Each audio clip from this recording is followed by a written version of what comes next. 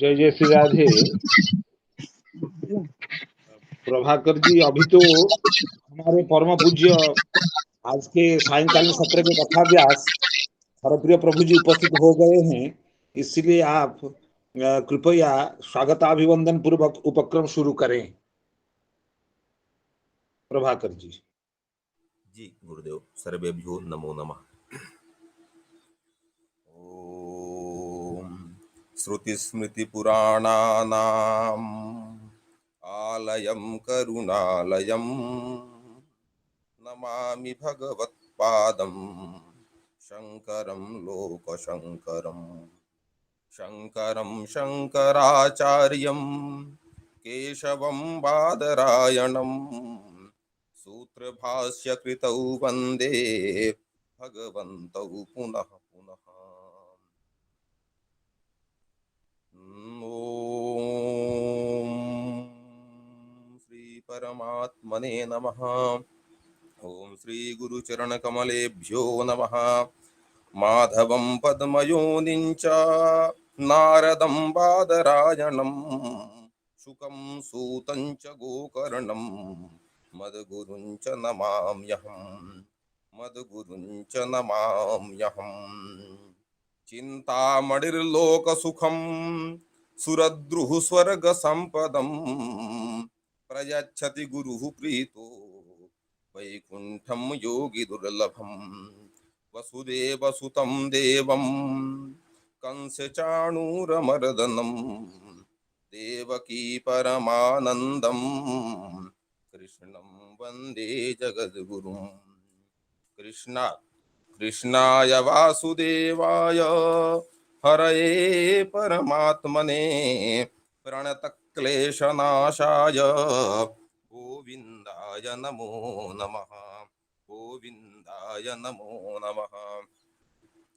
अनंत कोटि ब्रह्मांड नायक अकारण करुण करुणा वरुणालय सच्चिदानंद घन ब्रजेंद्र नंद नंदन कोटि कोटि भास्कर भास्वर कोटि कोटिंदु आह्लादक कोटि कोटि कंदर्प दलन भगवान श्याम सुंदर की प्रत्यक्ष वांग्मयी मूर्ति श्रीमद् भागवत महापुराण की दिव्य कथा सुधा के पानार्थ समवेत श्रीमद् भागवत मकरंद मिलिंदानंदम एवं भागवत मकरंद मिलिंद वृंदम समवाय से समवेत समस्त सुधी जन साधुजन वैष्णवजन यतिजन एवं मातृशक्ति को सादर नमन करते हुए उन गुरुचरणों में नमन करता हूँ जिन पूज्य गुरुचरणों के द्वारा कई महीनों से हम लोगों को नित्य प्रति सायंकालीन एवं प्रातःकालीन कथा का लाभ मिलता है। और ऐसे गुरुवर की अधीताचरण प्रचार दक्ष जिनके द्वारा हम लोगों को श्रीमद् भागवत जैसे गुह्याति गुह्य तत्व का भी बड़ी सरलता से प्रतिपादन करके परोसा जाता है, परिवेषण किया जाता है। जब भागवत जी की ऐसी दिव्य कथा अनेक टीकोपेता सुनने को मिलती है तो लगता है भक्ति महारानी हृदय में बिल्कुल नृत्य करने लगी हैं। और जैसे महात्म्य में हम लोगों ने सुना था, पढ़ा था कि जब भगवान की दिव्य कथा होने लगी, साक्षात वैकुंठ वासी परमात्मा स्वयं पीतांबरधारी प्रकट हो गए। इस तरह से मानो हृदय में नंद नंदन नृत्य करने लगते हैं, साक्षात भक्ति महारानी का प्रादुर्भाव हो जाता है। ऐसे सदगुरुजनों के चरणों में बारंबार प्रणाम। और जिन पूज्य गुरुदेव की कल हम लोगों को कथा सुनने को लाभ मिला, उन गुरुदेव के चरणों में भूरि भूरि प्रणाम, बारंबार प्रणाम। और इस कथा के संयोजक, संचालक, सफल संचालक जिनकी कृपा से हम जैसे अकिंचन दास को भी वाणी सार्थक करने का पूर्व वाक रूप वाक्य पुष्पोपहार अर्पित करने का, साधुजनों गुरुजनों के चरणों में निवेदन करने का अवसर मिलता है। ऐसे महामना उदार चेतस आचार्य श्री काली प्रसाद मिश्र गुरुदेव जी के चरणों में बारंबार प्रणाम करते हुए झस्तनिया कथा यद्यपि ऐसी कथा थी कि कहना ही क्या, पूज्य गुरुदेव के श्रीमुख से निरंतर वह ब्रह्मद्रव बिल्कुल प्रकट हो रहा था, सरिता बह रही थी। और यह किंचन बहुत कम ही ग्रहण कर पाया, फिर भी निवेदन करने का प्रयास कर रहा है। कल पूज्य गुरुदेव के श्रीमुख से हम लोगों ने सुना कि ब्रह्मा जी अचेत से हो गए जब देखा कि सारे ब्रज सारे वृंदावन में सारे गोप सारे वत्स भगवत स्वरूप ही हैं, और वो निर्णय न कर सके कि क्या कैसी कहाँ की माया है, कुछ समझ न सके। अचेत हो गए, भगवान का दिव्य दर्शन सभी वत्सों में सभी वत्सों में हो रहा था। अचेत से हो गए ब्रह्मा जी, तब भगवान को करुणा आई और भगवान ने करुणा करके उन्हें पुनः जो है माया का आवरण हटाया। तब उन्हें किसी तरह से अपने स्वरूप का बोध हुआ और जगत मानो दिखाई सा दिया, ऐसा हुआ। उसी क्रम में पूज्यपाद गुरुदेव के श्रीमुख से जो पूज्य चरण श्री गोस्वामी जी महाप्रभु की टीका का हम लोगों ने श्रवण किया, आनंद आ गया, कहना ही क्या। उन्होंने कहा कि पहले तो तथोर्वाक् प्रतिलब्धाक्षः कः परे तवदुत्थितः कृच्छ्रादुन्मील्य वै दृष्टि राचष्टेदं सहात्मना। पहले तो जब भगवान ने अपनी माया का अपसारण किया, तब किसी तरह से लोक पितामह को बड़ी कठिनाई से कृच्छ्रान उन्मील्य वै दृष्टि की बड़ी कठिनाई से उनके दृष्टि का उन्मीलन हुआ, नेत्रों को उन्मीलन हो सका, नेत्र खुल सके, और सहात्मना अपने साथ संपूर्ण जगत को उस वृंदावन को देख सके। और उसके बाद जो दूसरा पद था उसमें तो सपद्येवाभितः पश्यन् दिशो पश्यत् पुरः स्थितं वृंदावनं जनाजीव्य द्रुमाकिरणं समाप्रियम्। इस श्लोक में समाप्रियम जो पद आया, इस समाप्रियम पद का पूज्य गुरुदेव ने 4 तरह का अर्थ किया। तो इस तरह से 4-5 अर्थ जो हुए समाप्रियम में, आनंद आ गया कि सह माँ प्रियम माँ राधायाः प्रियम, ऐसा वह वृंदावन जो भगवती राधा माता को, राधा रानी को प्रिय है, ऐसा वह वृंदावन जो भगवान को अत्यंत प्रिय श्याम सुंदर को प्रिय है। और इसी क्रम में पूज्यपाद गुरुदेव ने भगवती के दिव्य स्वरूप का वर्णन किया। 4 धामों में 4 स्वरूप से भगवती विराजमान रहती हैं। द्वारावती में रुक्मिणी महारानी के रूप में, विमला देवी पुरुषोत्तम जी के ऐसे विशालाक्षी देवी, और यहाँ वृंदावन में श्री राधा रानी। तो ऐसी राधा रानी का जो अत्यंत प्रिय है, समा प्रियम माया राधाया प्रियम, इस तरह का जो पूज्य गुरुदेव का प्रतिपादन था।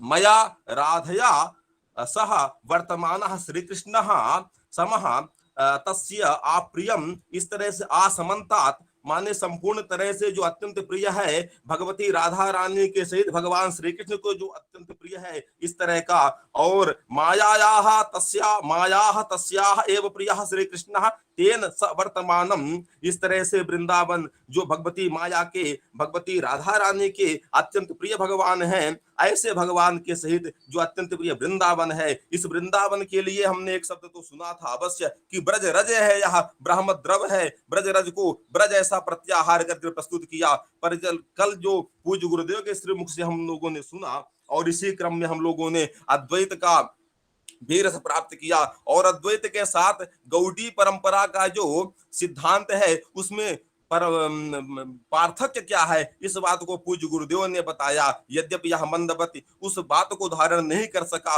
यह तो मंदमति मानो अत्यंत त्रिसार्थ था, और उसे अमृत की सरिता मिल गई, उस सरिता में सराबोर हो गया, क्या समझ पाए अद्वैत और इस परमार्थ सिद्धांत के पार्थक्य को। पर इसको तो यही लगा कि परमानंद की प्राप्ति हो गई। अतः पूज्य गुरुदेव के श्री चरणों में बार बार निवेदन करता हुआ यह दास प्रणत निवेदन करता है, और तो कुछ है ही नहीं है निवेदन के अतिरिक्त, प्रणामांजलि के अतिरिक्त आप सभी को सादर प्रणाम करते हुए पुनः पुनः पूज्य गुरुदेव के श्री चरणों में यथा नाम तथा गुण ऐसे स्वनाम धन्य पूज्य गुरुदेव के चरणों में प्रणतिपात पुरस्सर निवेदन कर रहा है दास कि हम लोग पुनः बद्धांजलि नाम बिल्कुल तत्पर हैं कथा श्रवण के लिए। कर्णपुट में ऐसा ही रसामृत हम लोगों को प्राप्त हो आपके श्रीमुख से। ओम श्री गुरु चरण कमलेभ्यो नमः, सर्वेभ्यो वैष्णवेभ्यो नमो नमः।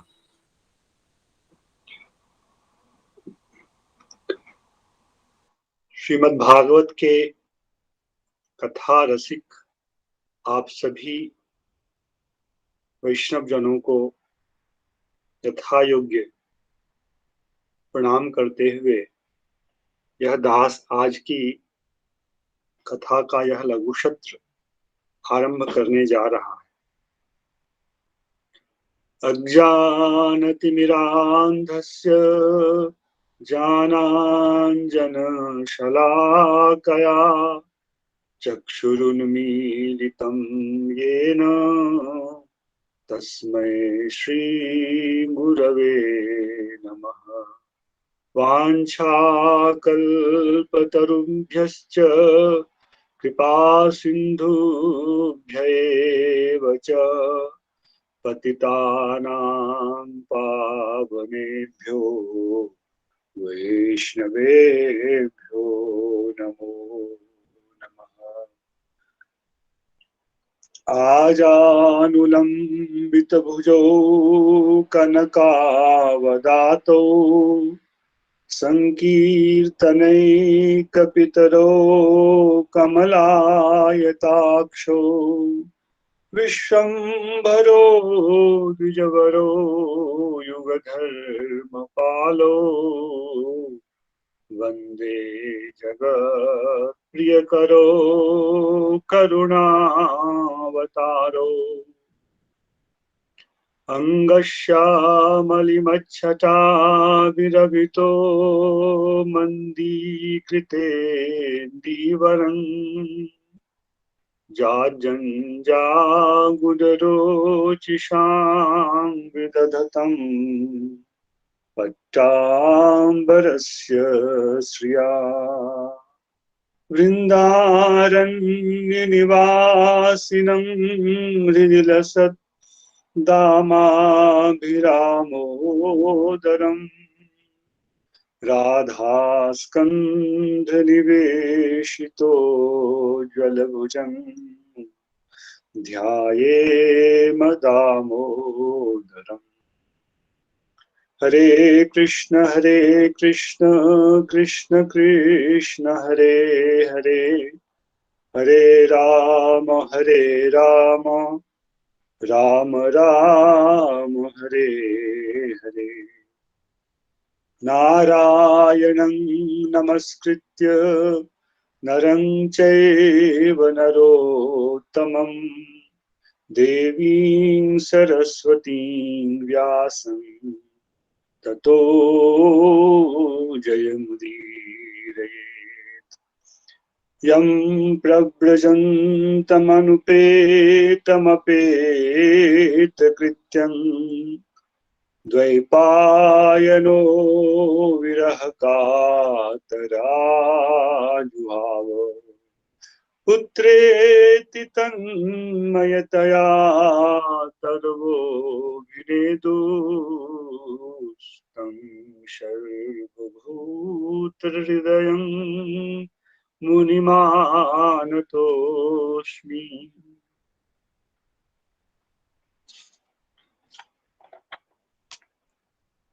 शपद्येवाभितः पश्यन् दिशो पश्यत् पुरस्थितं वृन्दावनं जनाजीव्य द्रुमाकीर्णं समाप्रियम्। हम लोग इस श्लोक के ऊपर श्री जीव गोस्वामी पाद की टीका का अनुशीलन कर रहे थे। इसमें जो समाप्रियम यह पद है, यही सबसे महत्वपूर्ण पद है जो व्याख्या की अपेक्षा रखता है। श्रीधर स्वामी पाद ने अन्य प्रकार की व्याख्या की कि जिसमें प्रिय वस्तुएं हैं, संततानि समन्तात प्रियानि यस्मिन्। जीव गोस्वामी ने उस विग्रह को छोड़कर चार प्रकार से अर्थ यहाँ पर किए, उन चारों का हम लोगों ने श्रवण किया। इसमें जो चतुर्थ विग्रह वाक्य था, इसमें इनके कहने का भाव यह है कि जो वृंदावन परम लक्ष्मी स्वरूपा श्री राधिका को इतना प्रिय है, जो वृंदावन उन राधा प्रिय श्री कृष्ण को इतना प्रिय है, तो फिर वह वृंदावन आत्मा राम लोगों को प्रिय होगा कितना प्रिय होगा, इसके विषय में क्या कहा जाए। तो जो समपद है, समाप्रियम, वहां शम शब्द का अर्थ उन्होंने किया आत्मा राम। शमानाम प्रियम अर्थात आत्मा रामानाम अपि आप प्रियम। आ को वहां ला करके समानाम आप प्रियम आत्मा रामानाम अपि आप प्रियम। इसमें जो शम शब्द है, जिसको लेकर जीव गोस्वामी पाद में शम शब्द का अर्थ आत्मा राम किया, यह शब्द किंचित व्याख्या की अपेक्षा रखता है। जिस आचार्य ने ऐसा अर्थ किया है, उस आचार्य की दृष्टि से। इसलिए दास ने कल इसकी व्याख्या में यह प्रतिपादित किया कि शम जो है, यह ब्रह्म का ही एक अन्वर्थ संज्ञा है, एक नाम है। निर्दोषम ही समम ब्रह्म, यहाँ जो गीता में भगवान ने ब्रह्म के लिए कहा है, उसमें निर्दोष और शम, ये दोनों पद जो हैं ब्रह्म के लिए प्रयुक्त हुए हैं विशेषण के रूप में, किंतु ये दोनों ही अन्वर्थ संज्ञाएं भी। विषम निर्दोषम, दोष रहित होना, यहाँ प्रकृति से अतीत होना यह सूचित हो रहा है। सारे दोष प्रकृति के गुणों के कारण है। ब्रह्म यदि निर्दोष है तो क्यों है? क्योंकि गुणवती जो प्रकृति है, त्रिगुणवती जो प्रकृति है, इस प्रकृति का उस ब्रह्म में संस्पर्श नहीं है, इसलिए वह निर्दोष है। और शम क्यों कहा, इस पर जो विस्तार किया गया उसका भाव यह था कि जो वस्तु है, जो तत्व वस्तु है, जिसे भागवत में वदंति तत्तत्व विरस्तत्वम यस ज्ञानम अद्वयम ऐसा कहा, वह तत्व वस्तु क्या है? अद्वयम च असो ज्ञान रूपम च। और द्वितीय पंक्ति में कहा गया वहां ब्रह्मेति परमात्मेति भगवान इति शब्द थे। तत्व वस्तु के ही तीन नाम कहे गए, ब्रह्म, परमात्मा और भगवान। इनमें स्वरूपगत कोई अंतर नहीं है, किंतु शास्त्र में जब इनका व्यवहार किया गया है तो इन शब्दों की प्रवृत्ति का जो निमित्त है उसमें कुछ भेद है। पर्यायवाची शब्द होने के कारण एक के लिए अपर शब्द का व्यवहार सुलभ है, इसमें कोई बाधा नहीं है। तथापि बहुतायत से यदि विचार किया जाए कि वह संदर्भ जो है, उस संदर्भ के द्वारा यदि वस्तु का परिचय प्राप्त किया जाए, तो ब्रह्म एक ऐसा तत्व निर्णीत होता है जिसमें समता गुण है। और यह समता क्या है? यह समता है शक्ति के विलासों का उसमें स्फुरण नहीं होना। जैसे एक सर्प है, सर्प यदि दंडाकार रूप से भूमि पर लेटा हुआ है तो उसके अंदर एक ऐसी शक्ति है जिसके द्वारा वह अपने सिर को ऊपर कर अपना फन काढ़ सकता है, इसकी प्रतीति नहीं होती। सोए हुए सर्प का फनाकार रूप में परिवर्तित होना, इससे वस्तु के स्वरूप में कुछ भी अंतर नहीं हुआ है, कुछ भी अंतर नहीं हुआ है। तथापि पहली अवस्था और दूसरी अवस्था में एक भेद परिलक्षित होता है। यह भेद किस कारण से है? दूसरी अवस्था में शक्ति का एक विलास देखा जाता है, जिसके कारण वह अपने सर को 1 फीट ऊंचा उठा लेता है और फन मारकर बैठ जाता है, जो कि पूर्व स्थिति में नहीं था। तो क्या हम यह कह सकते हैं कि जब वह सर्प दंडाकार होकर भूमि पर शयन कर रहा था तो उसमें वह शक्ति नहीं थी? ऐसा कोई भी नहीं कहेगा। कोई भी विवेकी व्यक्ति इस सिद्धांत को स्वीकार नहीं करेगा। वह शक्ति उसमें विद्यमान है, किंतु उसका प्रकाशन तब होगा जब उस शक्ति से संबंधित कोई कार्य अथवा विलास हम लोगों को दृष्टिगोचर होगा। यदि कोई सर्प ऐसा कर ही नहीं सकता है तो हम क्या कहेंगे? वह सर्प मृत हो गया है, तब वह शक्तिहीन है। किंतु यदि ऐसा कर सकता है तो उसकी 2 अवस्थाएं हमें दिख पड़ती हैं। एक वह अवस्था जहां शक्ति का प्रकाश उसके शरीर में नहीं हो रहा है, उस तत्व में, उसके स्वरूप में नहीं हो रहा है। स्वरूप के साथ सर्वथा तादात्म्य में रहते हुए भी शक्ति की क्रिया का, शक्ति के विलास का कोई परिचय नहीं प्राप्त होता है, किंतु द्वितीय क्षण में उस शक्ति का परिचय हमें प्राप्त होता है। इन दोनों अवस्थाओं में दूसरी अवस्था में आने के लिए इच्छा होती है सर्प की, वह भी एक शक्ति है। उस इच्छा के बिना वह ऐसा नहीं हो सकता है। उसके बाद फन को उठाने की योग्यता, यह भी एक शक्ति है। इसी प्रकार वह जो परतत्व वस्तु है वह शक्तिमत वस्तु है। वह तत्व जो है शक्तिमत है, किंतु हर दशा में अथवा हर साधक के लिए उस शक्ति के विलास का सर्वथा ज्ञान नहीं हो पाता है, अनुभव नहीं हो पाता है। यथा प्रकृत प्रसंग को ही यदि हम लोग लें तो अभी भगवान ने ब्रह्मा जी की मूर्छा को क्यों भंग किया? ब्रह्मा जी ने भगवान के स्वरूप वैभव का ही दर्शन किया,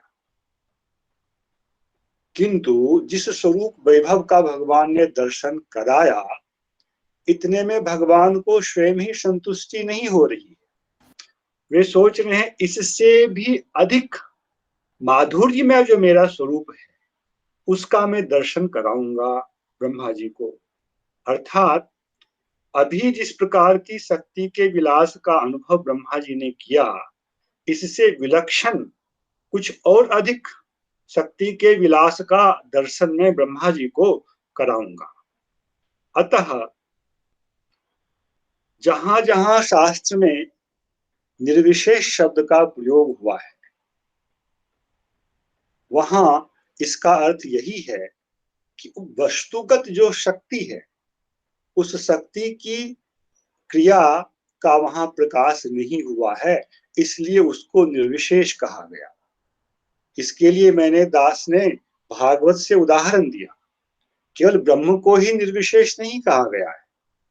प्रकृति जब अपनी साम्यावस्था में, गुणों की साम्यावस्था में रहती है तो प्रकृति को भी शास्त्र ने निर्विशेष कहा है। अतः निर्विशेष इस शब्द की प्रवृत्ति का जो हेतु है शास्त्र की दृष्टि से, ना कि व्याकरण की निरुक्ति की दृष्टि से, उस प्रवृत्ति का हेतु यह है कि वहां किसी कारण से शक्ति का विलास प्रकट नहीं है तो वह निर्विशेष सा है, और जब उस शक्ति का विलास प्रकट होता है तो वह सविशेष हो जाता है। अद्वैत वेदांत के मत में जो ब्रह्म वस्तु है यह स्वरूपतः निर्विशेष है। किसी भी प्रकार की विशेषता की वहां संभावना ही नहीं। इसलिए सजाति विजाति स्वगत तीनों भेदों से रहित ब्रह्म तत्व का चिंतन वहां किया गया है। किंतु वैष्णव मत में ब्रह्म सदा सविशेष ही। जहां ब्रह्म की सविशेषता के लिए अद्वैतवाद में ब्रह्म को मायोपहित होना पड़ता है, वहां वैष्णव मत में ब्रह्म को मायोपहित नहीं होना पड़ता है, क्योंकि ब्रह्म के स्वरूप में ही वह शक्ति है। इसलिए विशेषतः गौड़ी संप्रदाय के आचार्यों ने शक्ति का 3 प्रकार से वर्गीकरण किया: बहिरंगा, तटस्था और अंतरंगा। जिसे अद्वैत वेदांत में उपाधि स्थानीय कहा गया, वह यहाँ बहिरंगा शक्ति है। जीव जो है बहिरंगा शक्ति और स्वरूप भूता शक्ति दोनों के मध्य में रहने वाला एक तत्व है, इसलिए जीव को तटस्थ कहा गया।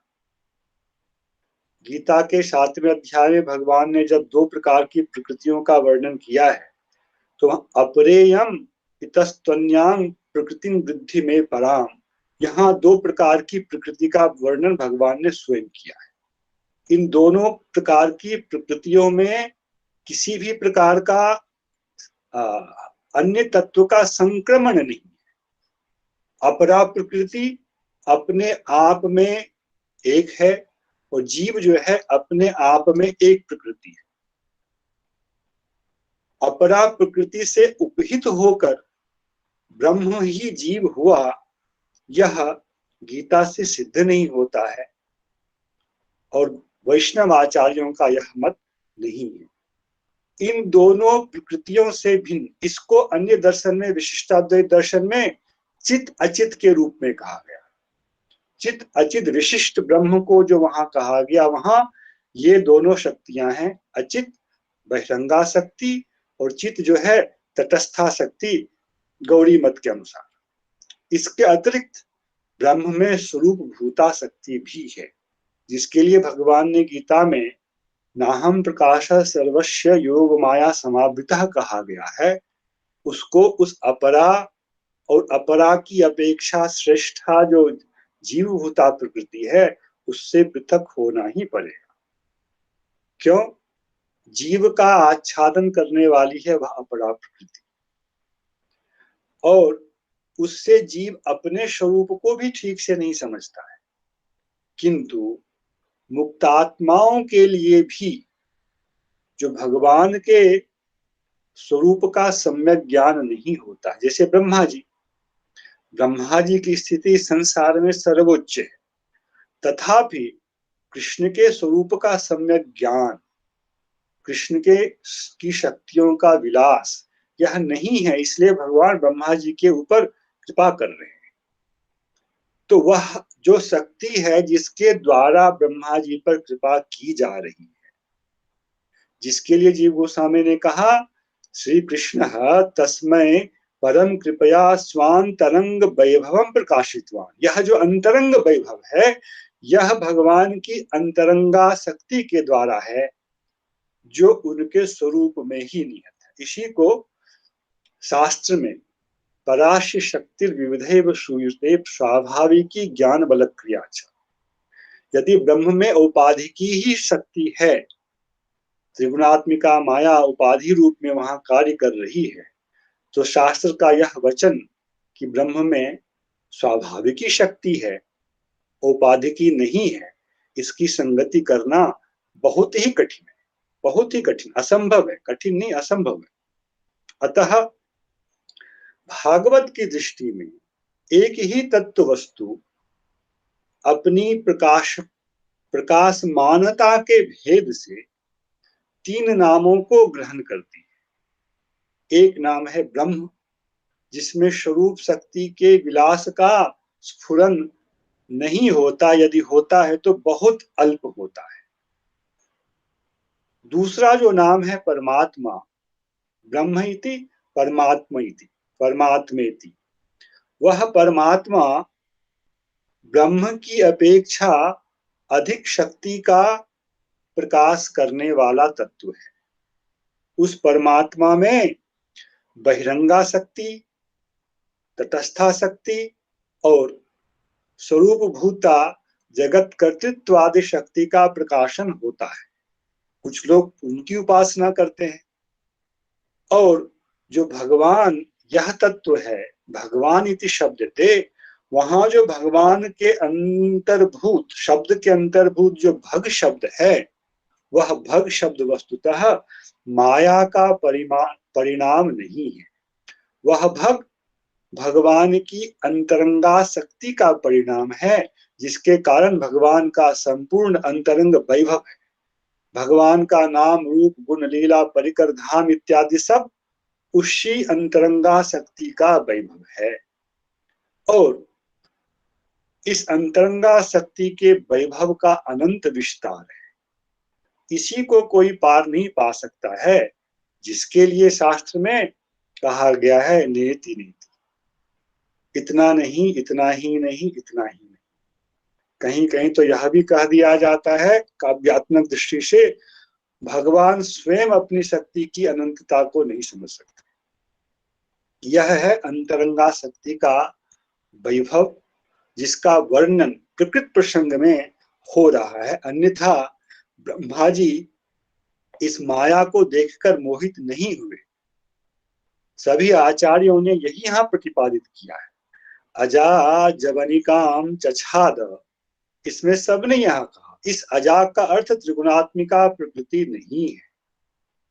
जिस प्रकृति के कारण ब्रह्मा जी को मोह हुआ, वह भी उस समय भगवान की वही अंतरंगा प्रकृति है, जिससे उन्होंने भगवान के स्वरूप वैभव का दर्शन किया। त्रिगुणात्मिका प्रकृति के द्वारा भगवान के स्वरूप वैभव का दर्शन असंभव है, इसलिए वह वैष्णव मत के रूप में ग्रहण नहीं किया जा सकता है, ना ही शास्त्रीय मत के रूप में ग्रहण किया जा सकता है। इनमें से तीन प्रकार के उपासकों, तीन प्रकार के तत्व और उनके उपासकों में क्या भेद है?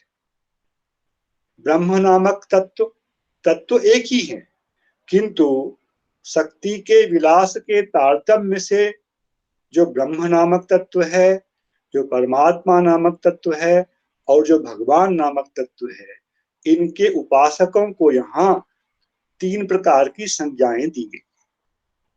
ब्रह्म तत्व के उपासक को ज्ञानी, परमात्म तत्व के उपासक को योगी और भगवत तत्व के उपासक को भक्त, यह तीन प्रकार की संज्ञा गौड़ी आचार्यों ने दी। सब दर्शन का अपना अपना वैशिष्ट्य होता है, प्रत्येक शब्द पारिभाषिक होता है। आप लोग श्रवण कर रहे हैं, मुझे नहीं ज्ञात है इन विषयों की चर्चा पहले इस श्रोत्री मंडली में हुई है नहीं हुई है, इसलिए आवश्यक समझते हुए, किंचित अप्रासंगिक होते हुए भी इस पर चर्चा करना आवश्यक समझता हूं, क्योंकि आगे जो 14वां अध्याय प्रारंभ होगा उसमें इन तत्वों की, इन सिद्धांतों की महती आवश्यकता है, महती आवश्यकता। यही 2 श्लोक के बाद अद्वैत शब्द आएगा। शास्त्र में अद्वैत शब्द तो है, किंतु उसकी परिभाषा क्या होगी, उसका स्वरूप क्या होगा, मतभेद यही होता है। तो ब्रह्म के जो उपासक हैं, जिनको ज्ञानी कहा गया गौड़ी दर्शन में, उनको ही उनकी सिद्धि की दशा में आत्मा राम कहा गया है। और इसके ज्वलंत उदाहरण स्वयं श्रीमद् भागवत के वक्ता श्री सुखदेव गोस्वामी।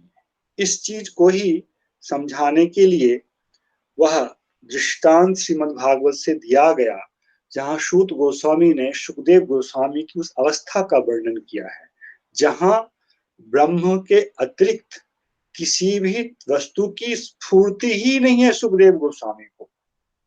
यह स्त्री है, यह पुरुष है, इस भेद का भी ज्ञान नहीं है, किंतु व्यास जी को यह ज्ञान है कि यह स्त्री है और यह पुरुष है। इसलिए सरोवर में स्नान कर रही उन देवियों ने सुखदेव गोस्वामी को देखकर किसी लज्जा का प्रदर्शन नहीं किया, जबकि व्यास जी को देखकर उन लोगों को लज्जा आई। वहां जो शब्द था, तस्य पुत्रो महायोगी शमदृंग निर्विकल्पकः, यह हमारी चर्चा का विषय था। शम दृंग, सामान्य अर्थ है शमम पश्यति, ठीक है। ब्राह्मण में, चांडाल में, गाय में, कुत्ते में, सब में समता का दर्शन करता है, किंतु गीता में ही ऐसी समता से संबंधित जो दर्शन है उसका एक कारण दिया गया है। यह दर्शन समता मूलक दर्शन आरोपित दर्शन नहीं है, बुद्धि पूर्वक किया हुआ दर्शन नहीं है, वह एक साहजिकी स्थिति है उन ज्ञानियों की। इसलिए वहां का जो 4 श्लोक है इसको दास ने उठाया कि ब्रह्म को वहां सम कहा गया है, उस ब्रह्म में स्थित होने के कारण ही कहा गया येषाम साम्ये स्थितम मनः। ब्रह्म को सम क्यों कहा गया? इसके लिए दास ने कहा कि ब्रह्म तत्व वही होने पर भी, स्वरूपतः निर्विशेष नहीं होने पर भी, शक्ति के विलास के अभाव में उसको निर्विशेष कह दिया जाता है। जैसे प्रकृति को गुणों की साम्यावस्था के कारण शास्त्र में निर्विशेष कहा गया, वैसे ही शक्ति की साम्यावस्था के कारण ही उस परम तत्व को शम कहा जाता है, निर्विशेष कहा जाता है। वस्तुगत्या उसमें निर्विशेषता नहीं। और ऐसे ब्रह्म में, समस्वरूप ब्रह्म में जो स्थित हो जाता है, उस ब्रह्म के साथ जिनका तादात्म्य हो जाता है, वह भी उसी स्वभाव में प्रतिष्ठित हो जाता है। इसलिए ब्रह्म की जो बाह्य अंतरंगा शक्ति है, बहिरंगा शक्ति है, बहिरंगा शक्ति के विलास पर उसकी दृष्टि नहीं जाती। सुखदेव गोस्वामी की दृष्टि उन स्त्रियों पर नहीं गई इस भावना से कि यह स्त्री है। क्यों? क्योंकि सुखदेव गोस्वामी की दृष्टि जो है वह ब्रह्म में स्थित थी। समम पश्यति, दास ने कहा ब्रह्म पश्यति। क्यों? ब्रह्म का ही अन्वर्थ एक नाम है समम, और उसका अनुभाव है जो गीता में कहा गया, विद्या विनय संपन्ने ब्राह्मणे गविहस्तिनि शुनिचैव सपाके च पंडिताः समदर्शिनः। यही ज्ञानी का प्रधानतम लक्षण गीता में कहा गया है, और जो इसमें प्रतिष्ठित हो जाता है उनके लिए कहा गया उसकी पुनरावृत्ति नहीं होती है। तो सुखदेव गोस्वामी इस भाव में प्रतिष्ठित थे। इसी को शास्त्र में आत्माराम कहा गया है, जिसके लिए प्रमाण दिया गया सुखदेव गोस्वामी ही वहां प्रमाण है। आत्मारामाश्च मुनियः निर्ग्रंथाप्युपक्रमे कुर्वन्त्य हेतुकीं भक्तिमित्थं भूत गुणो हरि। ऐसे आत्माराम गण जिनकी ब्रह्म से अतिरिक्त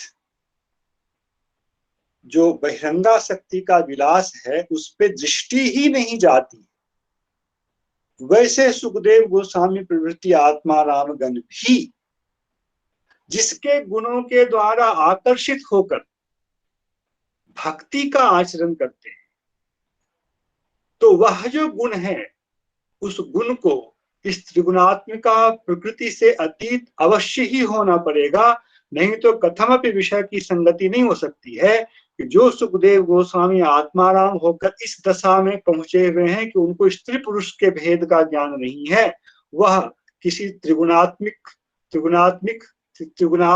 का परिणाम रूप किसी रूप गुण में आकृष्ट हो जाए, यह विरोध हो जाता है। इससे यह आक्षिप्त होता है कि आत्माराम मुनिगण भी श्री हरि के प्रति आकर्षित होकर जो भक्ति करते हैं, इससे यह सिद्ध होता है कि हरि में प्रकृति से अतीत ऐसे विलक्षण गुण हैं जो आत्माराम लोगों को भी आकर्षित करने वाले। वे गुण क्या हैं? उन गुणों का ही यहाँ प्रतिपादन हो रहा है, वही भगवान का अंतरंग वैभव है। 2 प्रकार की यह उपासना, भगवान भी निर्गुण है, भगवान सगुण नहीं है। अद्वैत वेदांत के अनुसार भगवान सगुण है, हरि सगुण है, किंतु भागवत के अनुसार भगवान सगुण नहीं है। सगुण की परिभाषा जो है त्रिगुणोपाधि युक्त होना, वह सगुणता भगवान में नहीं है अद्वैत वेदांत के अनुसार जो सगुणता है। क्योंकि भागवत का उद्घोष है हरिर्हि निर्गुणः साक्षात् पुरुषः प्रकृतेः परः।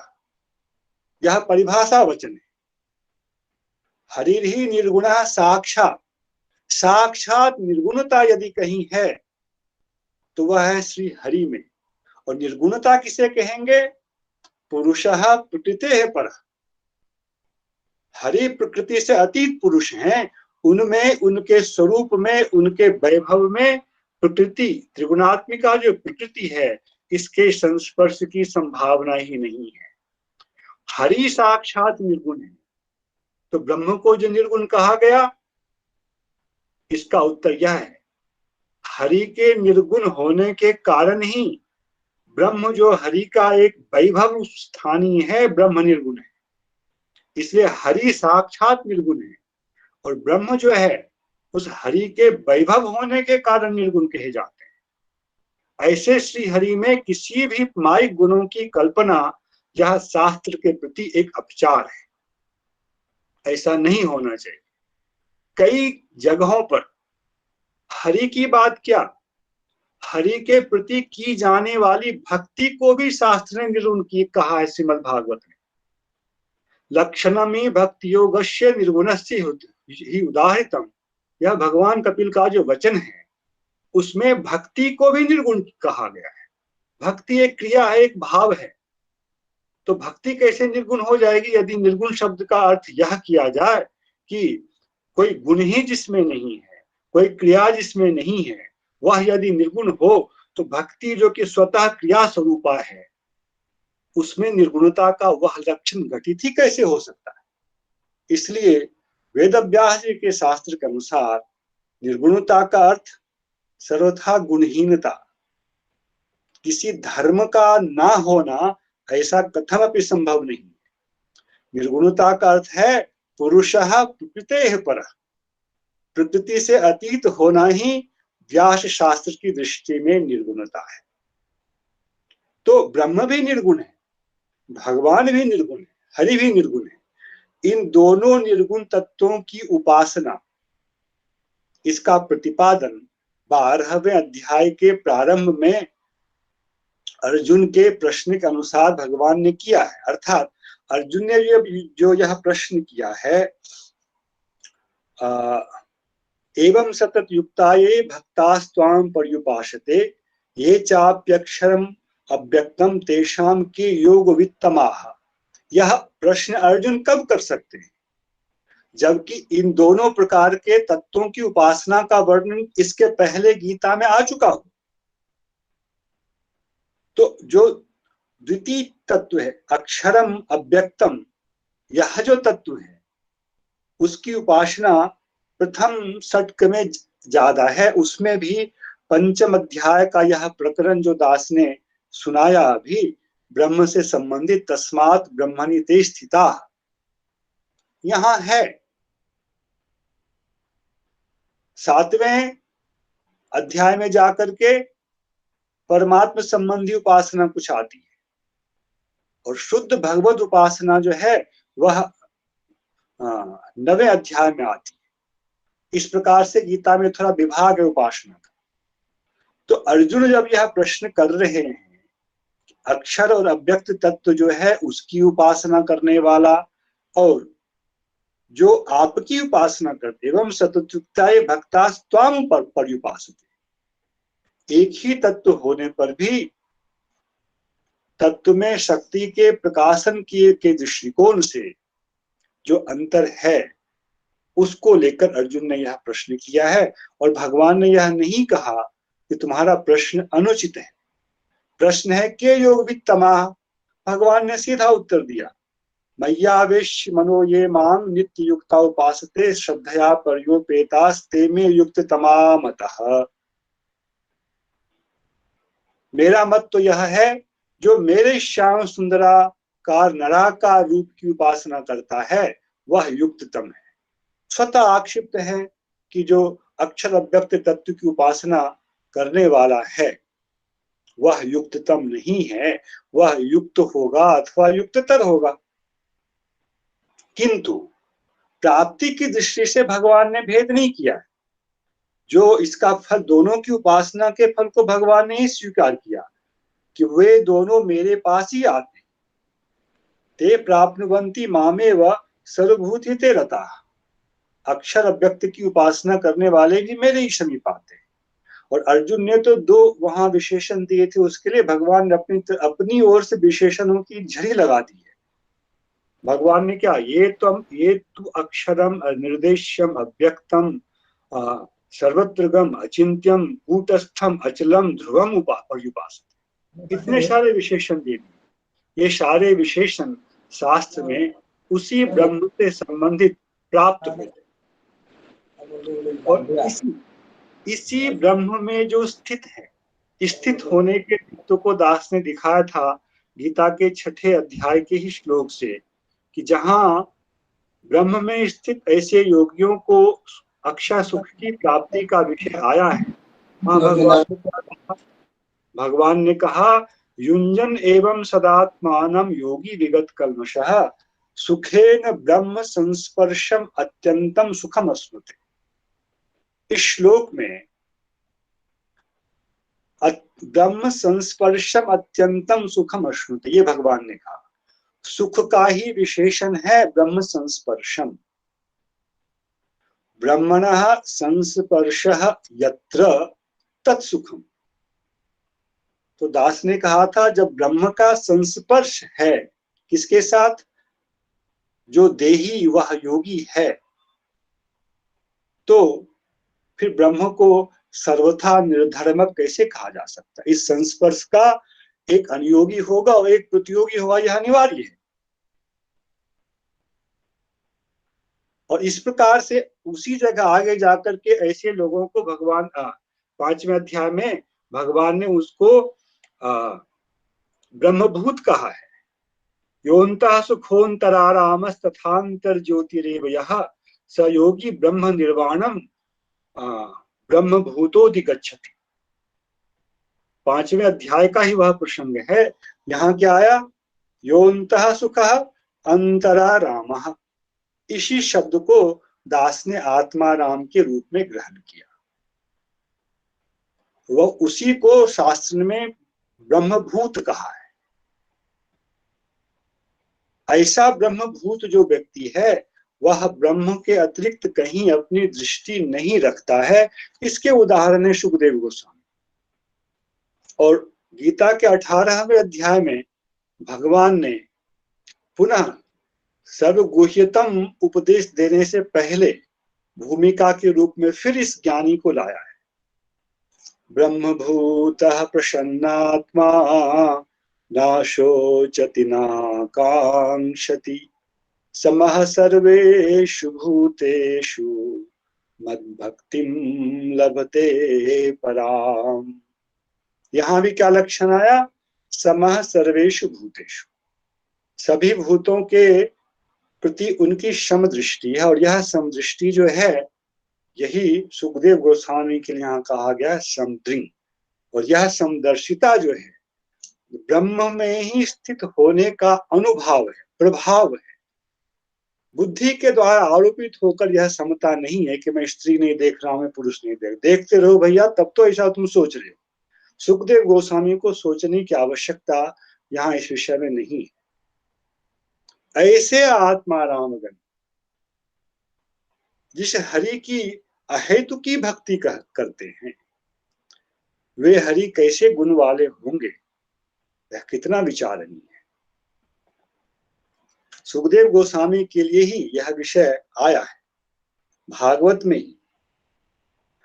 स्वसुख निर्वृत चेता तद्युदस्तान्य भावो व्यजित रुचिर लीला कृष्ण सारस्तदीयम व्यतनुत कृपयायस्तत्त्वदीपं पुराणं तम तम अखिल वृजिनग्नं व्याससूनुं नतोऽस्मि। स्वसुख निर्भीत चेता, स्वसुख आत्मसुख, योऽन्तः सुखः, आत्मसुख से ही निर्भीत पूर्णतः परिपूर्ण है चित्त जिनका, और इसलिए तद विदस्तान्य भाव, तस्मात् कारणात् अन्यत्र भावः विदस्तः सर्वथा अस्तम गतः। ते सोपि सुखदेव गोस्वामी अजित रुचिर लीला कृष्ण सारः। अजित जो भगवान श्री कृष्ण हैं, इनकी जो वह मनोहारिणी लीला है, उसके द्वारा ऐसा आकृष्ट हुए, उनका वह धैर्य समाप्त हो गया। सभी लोग जानते हैं वह प्रसिद्ध श्लोक, जिसको सुनकर सुखदेव गोस्वामी स्थिर नहीं रह पाए। भगवान की वह भक्त वह दयालुता, अहो बकीयम स्तन कालकूटम कम वा दयालु शरणम ब्रजेमा। पूरा श्लोक नहीं कहूंगा, समय बहुत कम है, प्रायः तो समाप्त हो गया। तो ऐसे सुखदेव गोस्वामी ही इस समानाम आत्मारामाणाम अपि आप्रियम वृंदावनम, इसके परम उदाहरण है।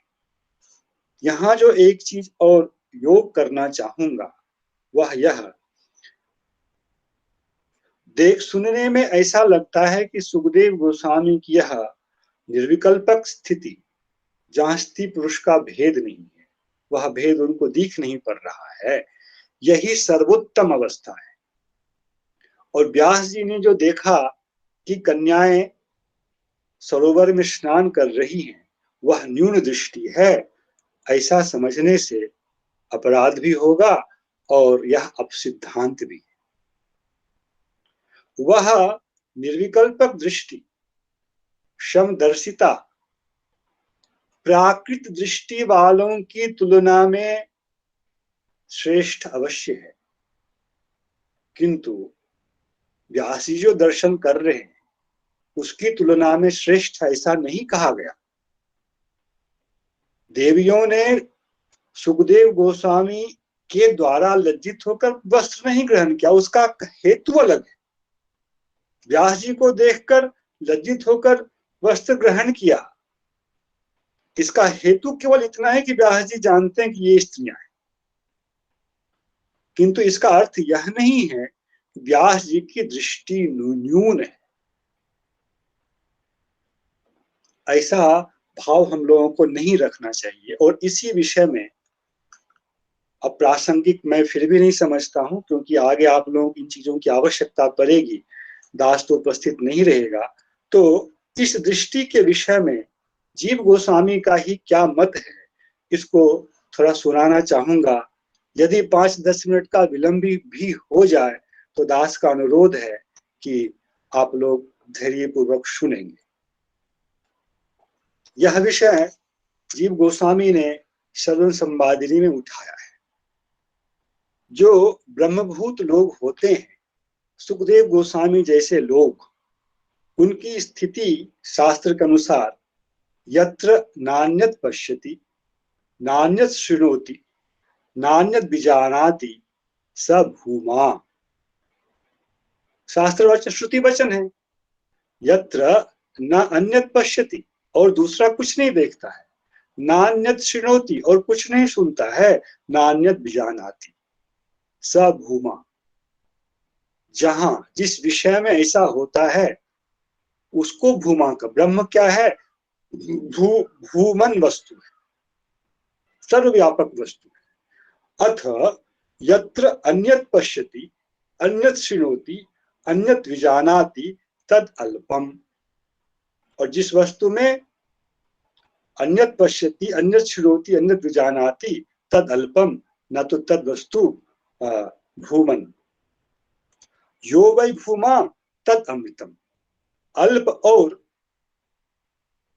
भूमा में, जो भूमा है वह तो अमृत है, और जो अल्प है वह मृत है। ऐसा श्रुति वचन है।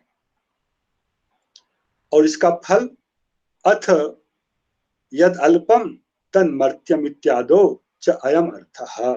अब यहां सुन के क्या लगेगा, देह नानास्ति किंचन, इस वाक्य को लेकर वहां कुछ भी नहीं है, किसी चीज की प्रतीति नहीं होनी चाहिए, किसी चीज की प्रतीति हो जाती है तो वह अल्प हो गया, ऐसा क्या शास्त्र का मत है? शिव गोस्वामी कहते हैं नहीं। नान्यत शृणोति नान्यत पश्यति तन्मात्र दर्शनात् अवगम्यते रूपवत्वम। नान्यत पश्यति कहा ना, दृश्य क्रिया का एक कर्म वहां है, उसको तो देखना है, उसके अतिरिक्त किसी को नहीं देखना है। नान्यत शृणोति, हाँ, एतदपि उपलक्षणम। इसी तरह से नान्यत शृणोति शब्दवत्वम च तस्य दर्शितम, किमपि न शृणोति नहीं कहा, तत्र नान्यत शृणोति, और कुछ नहीं सुनता है। उस वस्तु का श्रवण हो जाए, उस वस्तु का साक्षात्कार हो जाए तो वह फिर और कुछ नहीं श्रवण करेगा। सुखदेव गोस्वामी हरिकथा के अतिरिक्त कुछ श्रवण नहीं करते, हरि के अतिरिक्त कुछ अब दर्शन नहीं करते।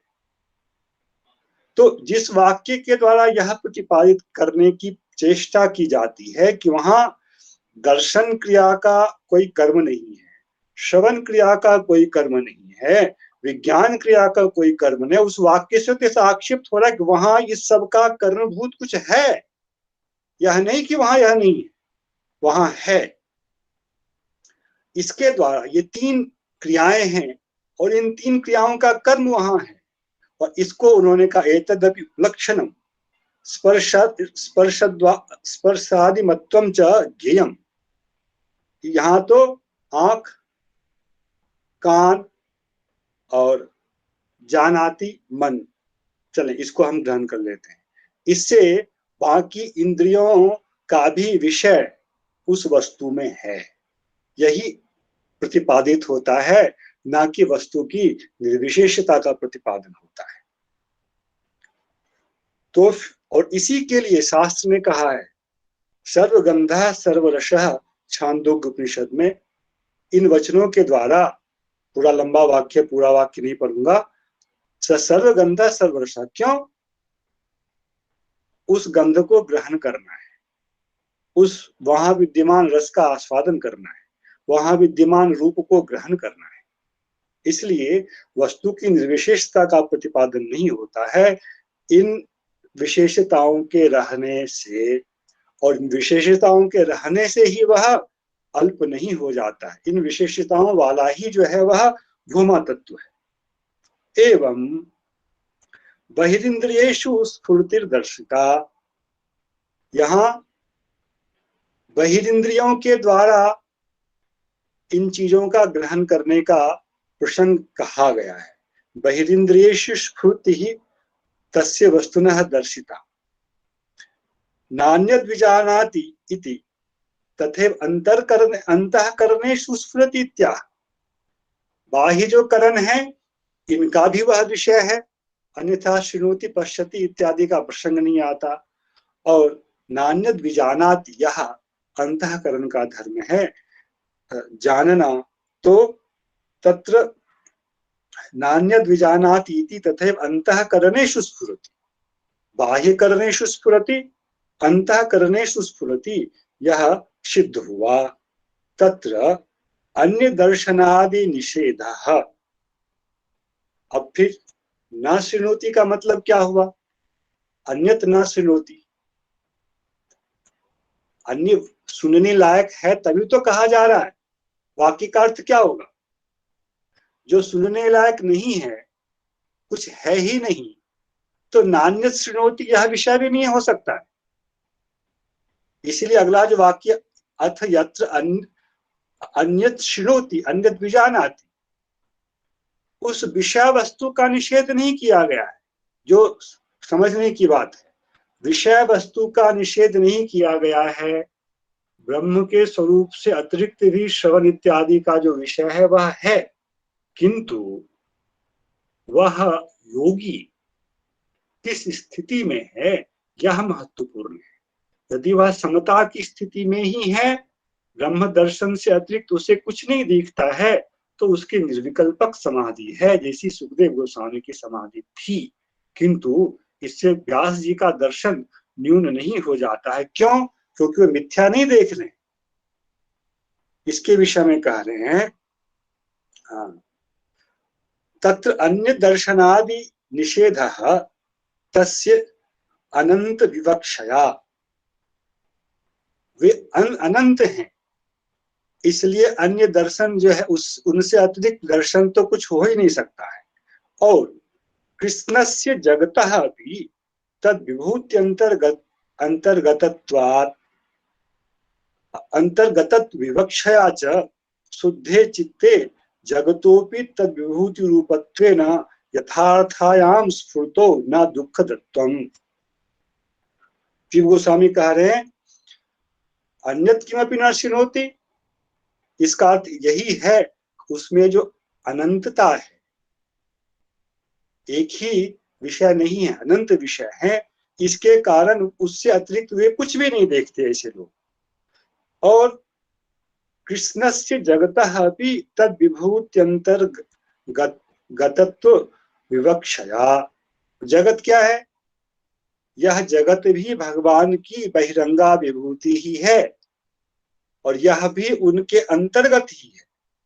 इसलिए शुद्धे चित्ते जगतोपि तद विभूति स्वरूपेण विभूति रूपत्वेन यथार्थायाम स्फुतो न दुःखदत्वम्। शास्त्र ने गाली उन लोगों को ही दी है जो लोग ब्रह्मात्मक इस विश्व को नहीं देखते, इस विश्व को ब्रह्म की विभूति के रूप में नहीं देखते, भगवान की विभूति के रूप में नहीं देखते, उनकी शास्त्र ने निंदा की है। जो इस विश्व को देखते ही नहीं, ब्रह्म को ही देखते हैं, वे प्रशंसनीय हैं।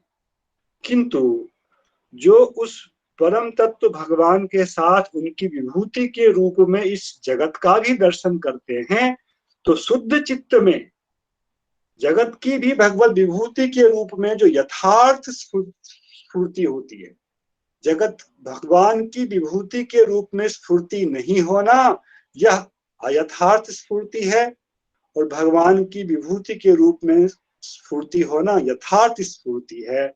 और यह कहाँ होता है? शुद्ध चित्त में होता है, जहां से अविद्या का पलायन हो चुका है। इसलिए वैसे चित्त वालों में जगत का दर्शन होने पर भी यह जगत जो है दुखदत्त तो नहीं है। तो व्यास जी का जो दर्शन है वह इस श्रेणी का दर्शन है। क्यों? क्योंकि भगवान भी तो इस जगत का दर्शन करते हैं। तो यदि भगवान इस जगत का दर्शन करते, तो जगत का दर्शन करने से फिर भगवान को भी क्या कहा जाए, दूसरे मत के हिसाब से तो ये कहना है भगवान तुच्छ हैं, किंतु भगवान तो प्रकृति से अतीत है। अतः ब्रह्म परमात्म संबंधी भगवत दर्शन होना, जगत दर्शन होना, यह शुद्ध दर्शन है।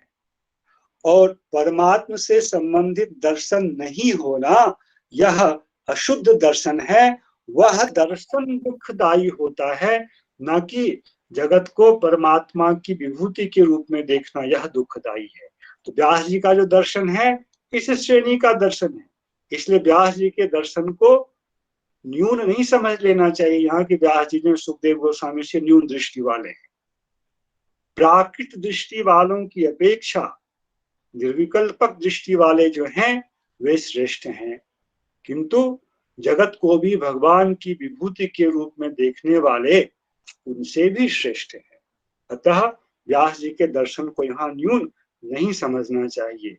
इस प्रकार जो आत्माराम लोगों का दर्शन है, जो ब्रह्म को ही देखते हैं, उनके लिए इस वृंदावन की कितनी प्रियता होगी इसका वर्णन करना कठिन है। जो वृंदावन स्वयं भगवान के लिए प्रिय है।